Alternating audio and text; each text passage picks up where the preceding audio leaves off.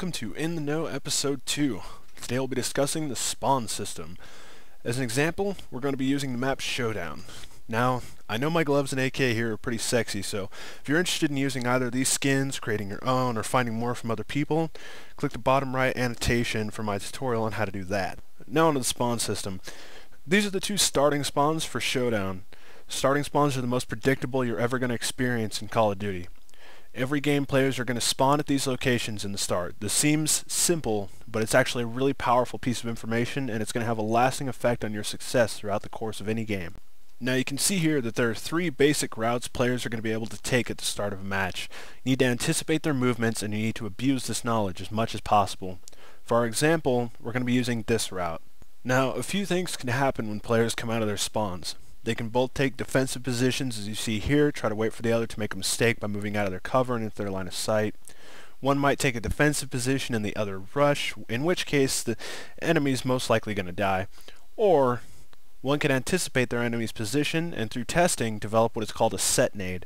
Now there are a lot of different applications for set nades, for instance developing one to be able to throw, say, across the map to a certain bomb site and search and destroy, or the outset of a team deathmatch game like we're using here. Now, I'm not going to cover all those in this episode today, but I am going to do an episode on those eventually, so stay tuned. Now, should your set nade succeed in this situation, you're going to have a couple different options. One is to take a defensive position like this and wait for the guy to come back for a revenge kill, in which case he's more than likely going to die. The second option you can take is to advance and begin the fight for top control. Now, certainly both should happen in the event you are working with an organized team, as controlling the side lane is the first step to setting up a spawn trap. Now let's say Red establishes a spawn trap immediately after the opening of the game, and they're all in the top portion of the building, and ready to control all the lines of sight out of Green's spawn. The second conflict occurs between these players. The Green, looking through the door of the bottom wing, takes out the Red player you see here. Now go ahead and make a guess as to the location that the Red player might respawn in. Now there are four factors determining the location of a spawn. The first of these is that you must be spawned near your teammates, which includes this encircled area, obviously. The second rule of the spawn is that you must not spawn near your enemies, represented by this green circle.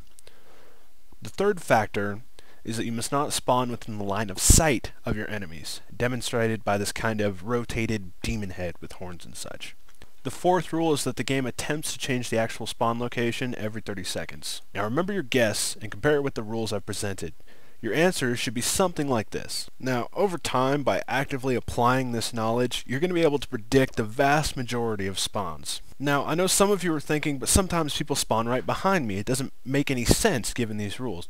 Well, let me provide an example of how these things occur. This is an example of pushing a spawn too much.